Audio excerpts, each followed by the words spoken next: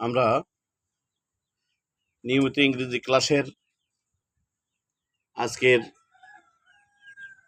আমরা কিভাবে কিছু শব্দ পাশাপাশি বসিয়ে ইংরেজি বাক্য তৈরি করতে হয় সে বিষয়টি বলতে চাই। আসলে কি ইংরেজি শব্দ পাশাপাশি বসালেই বাক্য হয়ে যায়? আমরা বাক্য বলতে বাংলায় যেটাকে বাক্য বলি, ইংরেজিতে সেন্টেন্স। যদি কোনো ওয়ার্ড বা একাধিক ওয়ার্ড পাশাপাশি বসে মনের ভাব প্রকাশ করে তাহলে সেটা বাক্য হয় বা সেন্টেন্স হয়। সেখানে সাধারণত কর্তা এবং ক্রিয়া পাশাপাশি বসে। তারপর কোনো কোনো বাক্যে কর্তা ক্রিয়ার পরে কর্ম বসে, আবার কখনো কখনো কর্তা কর্ম ক্রিয়ার পরে স্থান বসে, তারপর সময় বসে। আমরা দেখে নিই আজকের, যেমন আমি যদি বলি আমি ঘুমাই,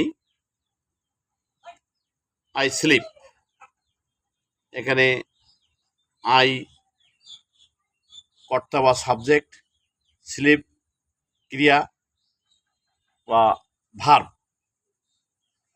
এখানে আমি যদি শব্দ একটু বাড়াই, আমি রাতে ঘুমাই, আই স্লিপ অ্যাট নাইট। আমি প্রতিদিন রাত 10টায় ঘুমাই, I sleep at 10 p.m. every day. I sleep at 10 p.m. every day.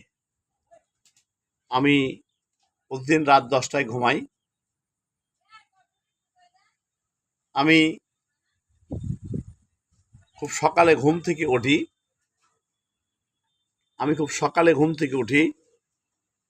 I get up early in the morning. I get up very early in the morning, but I get up early in the morning. এই যে বাক্যগুলো বললাম, এখানে কর্তা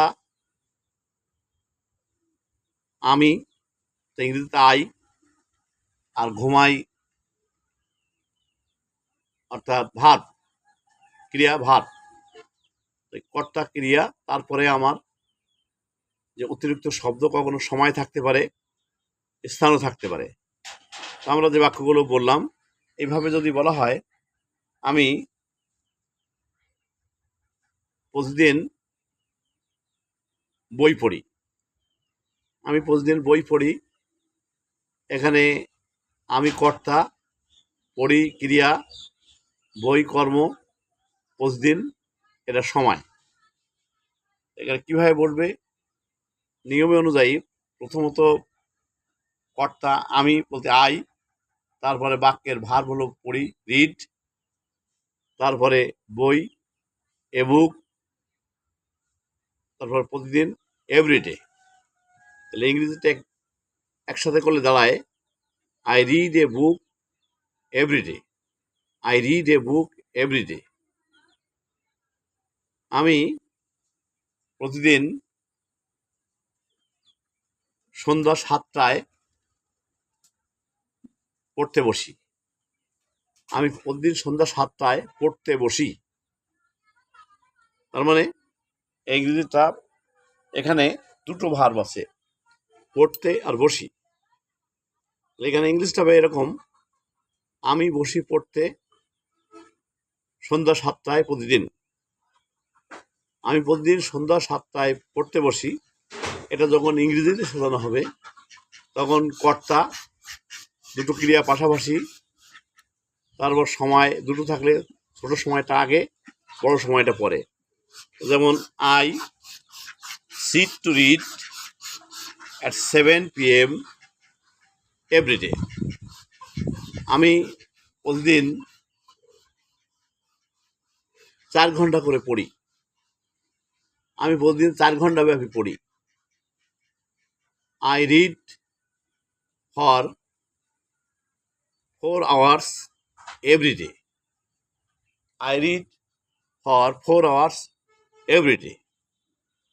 এরপর যদি বলা হয় আমি সন্ধ্যা 7টা থেকে 11টা পর্যন্ত বই পড়ি। I read books from 7 p.m. to 11 p.m. every day. I read book from 7 p.m. to 11 p.m. every day. আমি খাওয়ার জন্য 1 ঘন্টা সময় ব্যয় করি। I spend an hour for an hour. I spend for an hour for eating. আমি খাওয়ার জন্য 1 ঘন্টা সময় ব্যয় করি। I spend an hour for eating. পড়া শেষে আমি একটু হাঁটাহাঁটি করি। After reading, I walk a little. I walk a little. After reading, I walk a little.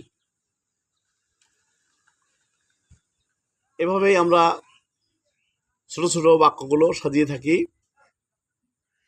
এটা যদি আমি আরও কিছু কথা বৃদ্ধি করতে চাই তাহলে আমরা সেখানে আরও দু একটা কনজাংশন বা সংযোগ অব্যয় যুক্ত করতে পারি। সেই ক্লাসটি আমরা পরের দিন সংক্ষেপে করব। এতক্ষণ যে ক্লাসটি বললাম, আমার ক্লাস যারা শুনেছ তাদের সবাইকে ধন্যবাদ দিয়ে আজকে আমার এসো ইংরেজি শিখি পর্বটি শেষ করছি।